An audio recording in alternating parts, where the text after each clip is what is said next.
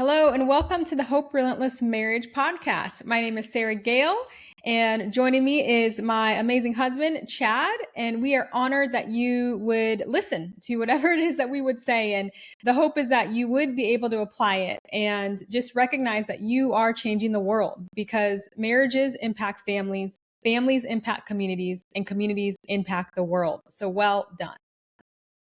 That's right, world changers. It is so good to be with you today, no matter where you are as you're listening to this podcast. Our prayer and our hope is that you are encouraged and strengthened to make your marriage the best that it can be. And so today we are talking about an incredibly important topic, and that is the topic of serving your spouse. Dun, dun, dun. A little bit of what just went through your head when you heard the topic serving your spouse. And so the reality is, on YouTube, on podcast, we can see when people stop listening. And this might be one of those topics that people disengage from. And the sad thing is, the idea of serving for many of us is the exact thing that'll help take our marriage to the next level. It isn't always natural, but serving is incredibly impactful to transform the environment and really to create the day-to-day atmosphere that many of us want to be a part of in our marriage. And so, what do you think of when you hear the word serving your spouse? Are there key areas that you think of? Are there roles? Are there moments? Are there activities? How long has it been since you last served your spouse in a meaningful way that maybe they would recognize or remember? This idea of serving is so important. And so we want to take a look at some of the nitty gritty, some of the great things and some of the difficult things around this topic, because we really believe our marriages are important, and having a servant's heart is a key characteristic or pattern of marriages that are thriving and enjoying the day to day.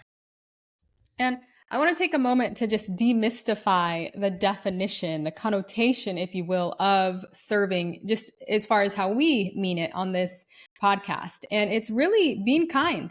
It's going out of your way to do something that maybe you wouldn't like do naturally, but you recognize the other person would appreciate. It's going that extra mile when you're perfectly fine going the 1 mile. It's going the extra mile because, again, the person would appreciate it. It honors the person. And so it's not one of those things where we're serving because we're in like some forced labor type of environment or in some kind of authoritative type of environment. So that is not what I'm talking about. I'm talking about our own free will.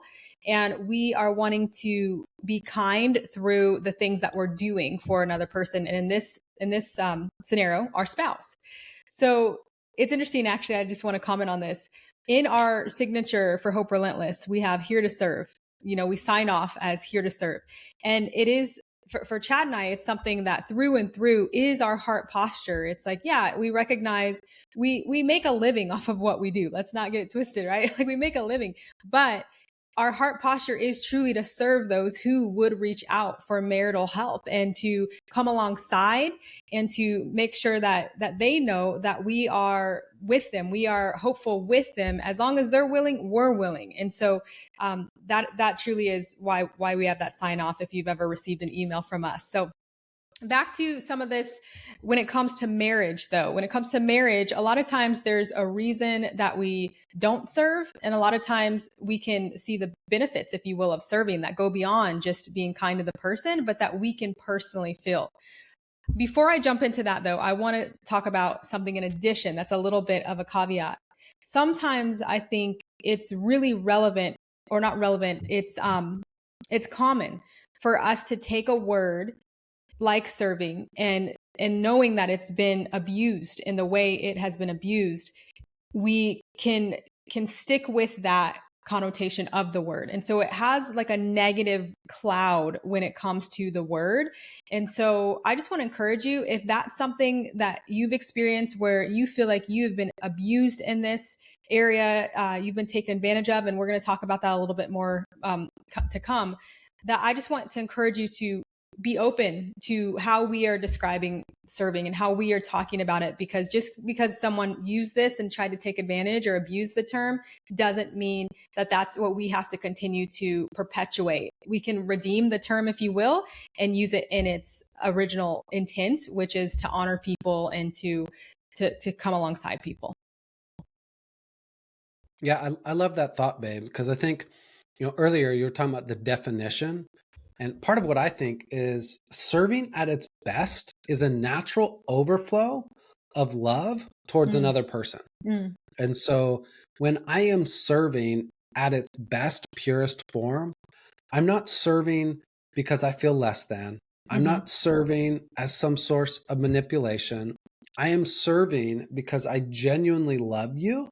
And a natural overflow is to contribute and add value to each other's day. I think another reason, or something to recognize for us, I don't always feel like serving you, right? And there are times where my humanity can kick in and I can justify all sorts of things. Maybe I can justify, well, you don't deserve to be served, or I've been serving for a while. It's my turn to receive. And I think one of the things a lot of times when we work with couples is this idea of not weaponizing something as an expectation that your spouse does, but really an opportunity individually, right? So if I listen to this podcast on serving and my takeaway is, yeah, babe, you should do that, like I've totally missed the point, right? But if my takeaway is, hey, how can I serve my spouse? Now we're operating, I think, in a vein that can really impact relationships and marriages. And sometimes for us, like, the reality is we serve um, as a representation of our faith. And so in Mark chapter 10, referring to Jesus, it says, the Son of Man did not come to be served, but to serve. And so for us as Christians, this kind of sets the standard for what it looks like. And, if Jesus served humanity, then the reality is I should follow that path, because I am no more worthy to be served by others than Jesus was. And if he said, nope, still going to take on the role of serving. And so I think for you and I, while I might come short of that standard from time to time, it doesn't change the target that I'm trying to hit. The target is to be more like Jesus. And Jesus said, it's better to serve, right? And so that's kind of where this comes from. But I think that this creates power in the environment. So what are your kind of thoughts on how does serving impact the environment of marriages? Yeah, I think it really impacts the environment because it's counterculture, to be honest. It looks different than a typical marriage because it's oozing with vulnerability, if you will. It's almost like a freedom. It's a vulnerability that ends up being a freedom to just put your guard down and to love someone in a way where, yeah, you might feel like you can be taken advantage of, but it's like you're loving as if that would never happen. I don't know if I'm making sense. I feel very poetic as I'm as I'm thinking of what happens to the environment when we serve one another. I think of that story in the Bible where Jesus is washing the disciples' feet. And it was really confusing because the disciples are like, whoa, whoa, whoa, whoa, we should be washing your feet. And Jesus gets low and he's like, no, like, unless you serve as I'm serving, you have no place with me, basically. It's like, do as I am doing. And so it was confusing because the disciples thought they knew the order of things and what should be done. But when Jesus did something no one was expecting, it was this beautiful moment of almost like a humility. And it when I was reading that portion of scripture, it made me feel like, wow, like no one is above, like truly, like, greater is the one who is serving than the one who is being served, in a sense, because that's what Jesus did. That's the example. And so it keeps you humble, and it almost helps you to look for more opportunities to kind of shock the room or shock your spouse, because it is so life-giving when we can catch someone off guard by our willingness to do something that they don't expect at all. If anything, they think that they should be doing, but we kind of beat them to it, if you will. Yeah, I mean, I think it's so powerful.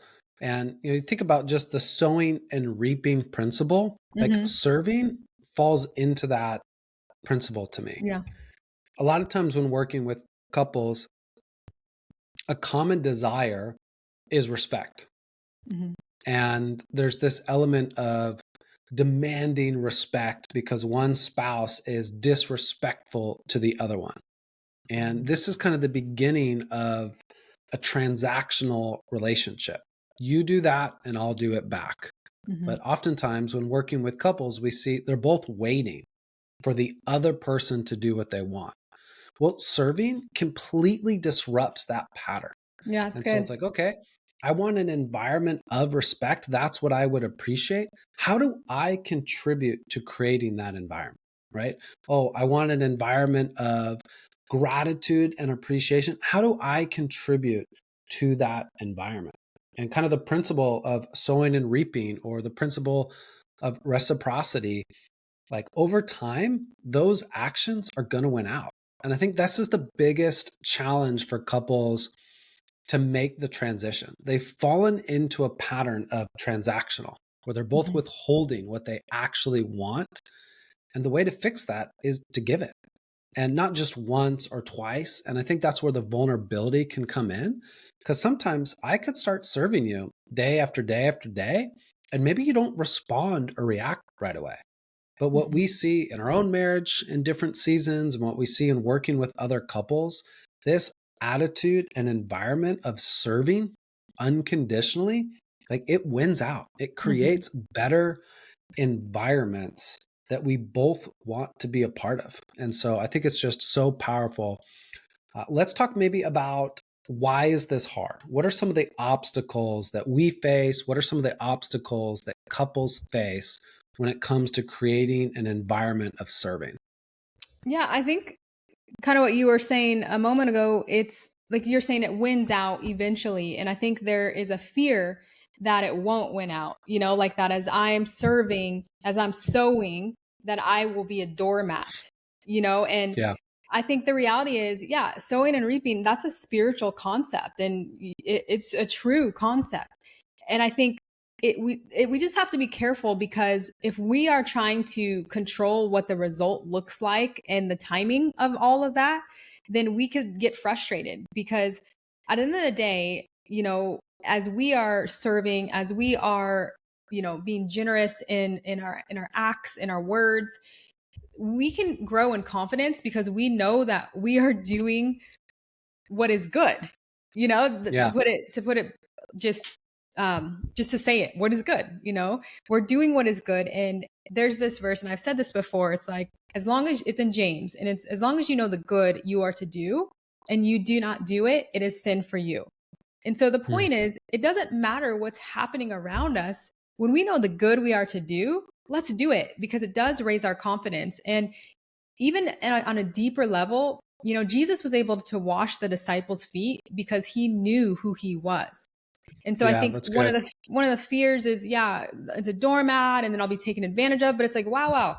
Let's hold on. If you know who you are, and you know that you are worthy, you are valuable, and out of that place you're serving, then wow, that is a pure heart, in the sense of, hey, I'm not doing this just to see the result. I'm doing this because it's who I am.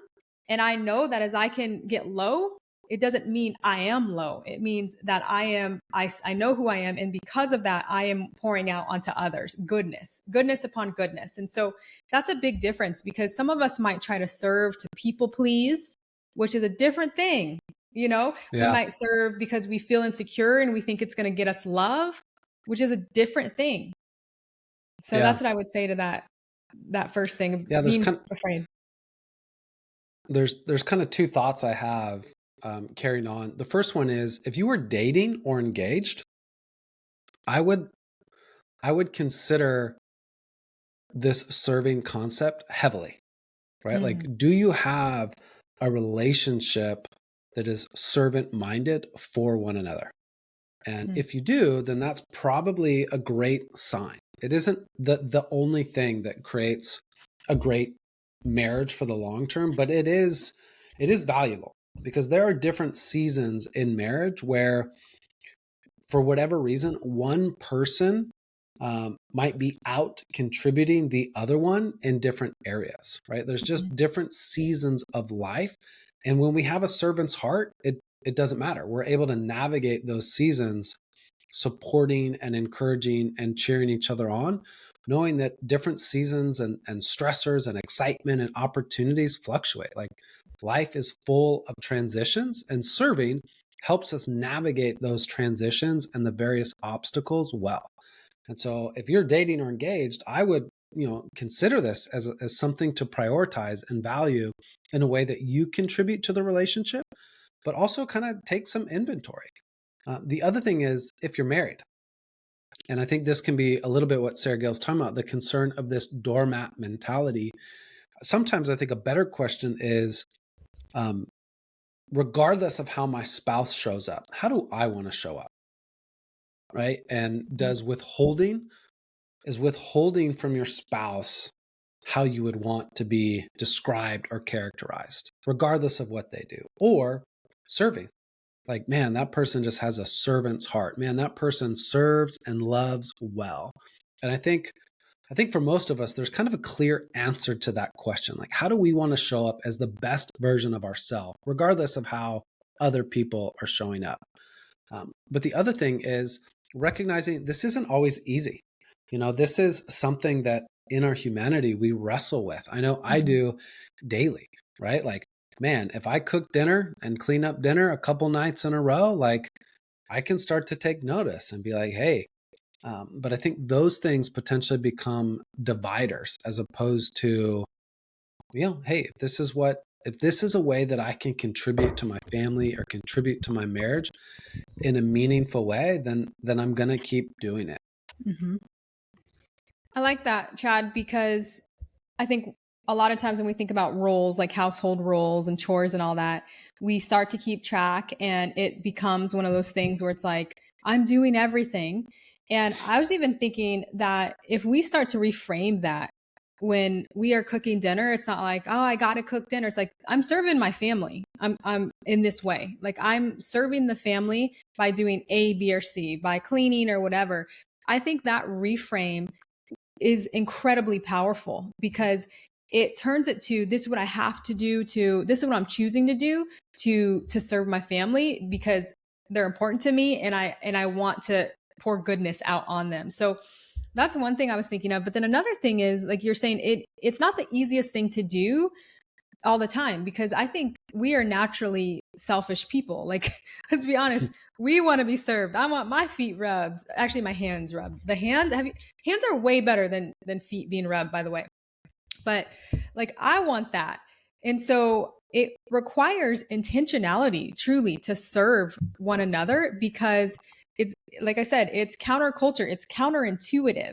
And so it's being mindful of, okay, what would my spouse appreciate, in this moment, getting my focus off myself and what I feel like I need or I want, and thinking about, okay, well, how can I meet someone else's need, in this case, my spouse's need. So it does take that intentionality. Yeah. And so I think as we get ready to close this particular podcast, just want to ask a couple questions. And, really, what is holding you back from serving your spouse? And maybe another question is, what action can you take today that would be serving your spouse? And then go for it. Like, this is kind of one of those areas that immediately starts to produce fruit, right? It's not about changing or controlling our spouse. It's about playing a part and having a positive impact into the environment of our home. And serving will do that. It is a powerful way to lead. And regardless, of whether you're the husband or whether you're the wife, I encourage and challenge you to serve intentionally, both when you feel like it and to push through in those times that you don't, and watch the impact that it has on your marriage and on the environment of your day to day. I love that. And the final thing I want to say just on all of this is it really makes a difference. It disrupts an environment in a good way. And our kids are watching. Those of us who have kids, our kids are watching. And it's incredible to see them start to be proactive in looking for, how can I serve? What is the need in this room and how can I meet it? How can I be the solution? Serving takes us from, passive and waiting to, how can I be the solution? How can I be the difference that I want to see in this world? And so it's an exciting opportunity that we all get to do. And I just want to encourage you, just like Chad said, let's make it happen. Let's do it. And so I want to transition us into our appreciation time. So appreciation time, appreciation time. This is when we appreciate one another, because it's so important in the lifeline of a marriage to show that gratitude, to focus in and to recognize and appreciate one another. So Chad, David, one thing that I appreciate about you is how you serve me by making my coffee. Even though I say I don't drink coffee, we all know I drink coffee, and you make it, and you make it the best. It literally tastes different when you make it. So thank you. You are welcome. One of the things I appreciate, as we're recording this, it is the week of Easter, and we have little things showing up at our house. And one of the things I appreciate is that you create an environment of celebration and gifts for our sons. And so oftentimes the different holidays, Easter, Valentine's Day, birthdays, Christmas, like whatever they are, going back to school, finishing another school year, I just really appreciate the way that you create small moments of celebration in our family. And so I appreciate that.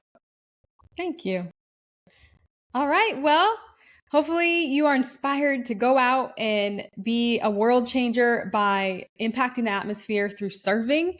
And I just want to tell you, no matter where you are at in your marriage right now, that I encourage you to stay encouraged, because anything can happen, anything. And there's always, always hope.